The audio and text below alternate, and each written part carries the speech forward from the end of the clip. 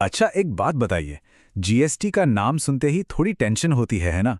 Filing, penalty, GSTR, सब बड़ा confusing लगता है। और हम अक्सर सोचते हैं कि यार, ये सब तो अपने अकाउंटेंट का काम है, हमारा क्या लेना देना। पर एक मिनट, पैसा किसका है? पैसा तो आपका है, और जहां पैसा अपना हो वहां जानकारी तो होनी ही चाहिए। और देखिए, यही सबसे बड़ा सवाल है।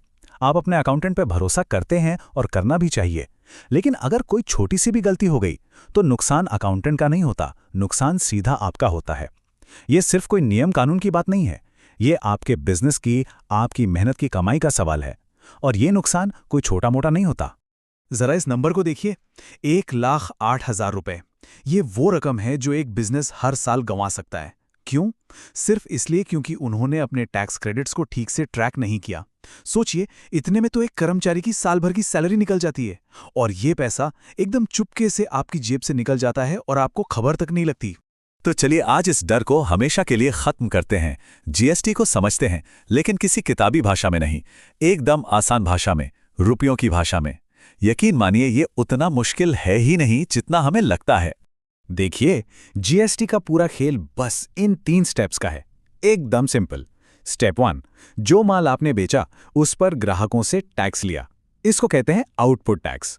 स्टेप 2, जो माल आपने खरीदा उस पर अपने सप्लायर को टैक्स दिया, ये बन गया आपका इनपुट टैक्स क्रेडिट यानी आईटीसी।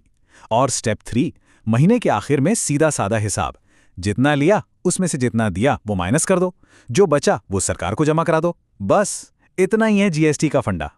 अब आते हैं सबसे जरूरी हिस्से पर, यह है इनपुट टैक्स क्रेडिट या आईटीसी।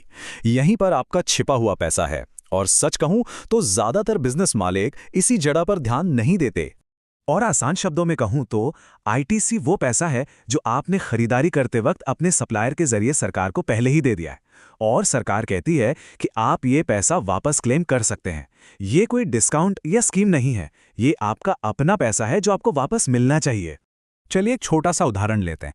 मान लीजिए आपने इस महीने 5 लाख रुपए का माल खरीदा, उस पर 18% जीएसटी लगा। तो इसका मतलब हुआ कि आपने अपने सप्लायर्स को 90,000 रुपए जीएसटी के तौर पर दिए। ये 90,000 रुपए अब आपका आईटीसी बन गया है, ये आपका हक है। पर ये 90,000 रुपए आपको वापस तभी मिलेंगे जब एक बहुत जरूरी शर्त पूरी होगी, और यही वो शर्त है जिसके बारे में ज्यादातर बिजनेस ओनर्स को पता ही नहीं होता। इस बात को बहुत ध्यान से समझिए। आपका पैसा आपको मिलेगा या नहीं, ये इस बात पर डिपेंड करता है कि आपका सप्लायर कितना जिम्मेदार है। अगर उसने अपनी फाइलिंग में देर कर दी या कोई गलती कर दी तो सरकार आपको वो क्रेडिट नहीं देगी। मतलब आपका 90,000 रुपए का सीधा सीधा नुकसान, और वो भी बिना आपकी किसी गलती के।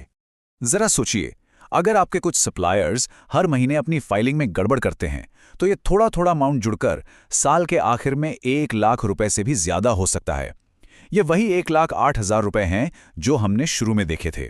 सिर्फ एक छोटी सी जानकारी ना होने की वजह से इतना बड़ा नुकसान।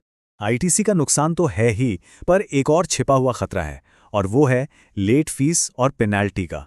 जीएसटी में कुछ तारीखें पत्थर की लकीर की तरह होती हैं, उन्हें नज़रअंदाज करना बहुत बहुत महंगा पड़ सकता है। हर बिजनेस मालिक को बस ये 2 तारीखें अपने दिमाग में बिठा लेनी है।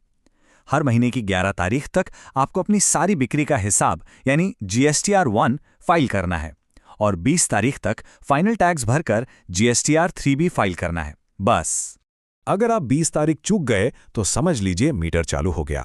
हर दिन की देरी पर 50 रुपए की पेनल्टी लगती है। और इतना ही नहीं, जो टैक्स आपको देना था उस पर 18% सालाना के हिसाब से ब्याज भी लगता है। ये छोटी छोटी लगने वाली रकमें साल के आखिर में हजारों का नुकसान बन जाती हैं। तो अब जब हम प्रॉब्लम समझ गए हैं, एक तो आईटीसी का जोखिम और दूसरा पेनाल्टी का खतरा, तो सवाल ये उठता है कि इसका सॉल्यूशन क्या है।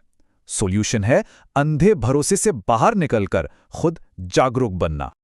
और इसका जवाब ये बिल्कुल नहीं है कि आप खुद अकाउंटेंट बन जाएं। नहीं, इसका जवाब है कि आप अपने बिजनेस के फाइनेंस पर एक नजर रखें, ठीक वैसे ही जैसे आप अपने बैंक अकाउंट पर रखते हैं।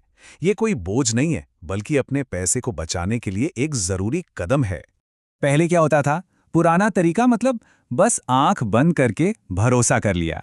अपडेट के लिए बार बार फोन कर रहे हैं, और जब कोई प्रॉब्लम होती थी तो बहुत देर से पता चलता था। लेकिन अब जमाना बदल गया है। टेक्नोलॉजी ने एक नया और बहुत ही आसान तरीका दिया है। अब आप सब कुछ अपनी आंखों के सामने देख सकते हैं, रियल टाइम में। इसे आप एक डॉक्टर के चेकअप की तरह समझिए। जैसे हम अपनी सेहत के लिए साल में एक बार फुल बॉडी चेकअप कराते हैं ना, ठीक वैसे ही आपको अपने बिजनेस की जीएसटी हेल्थ का भी रेगुलर चेकअप करना चाहिए। ये आपको आगे आने वाली बड़ी परेशानियों से बचाता है।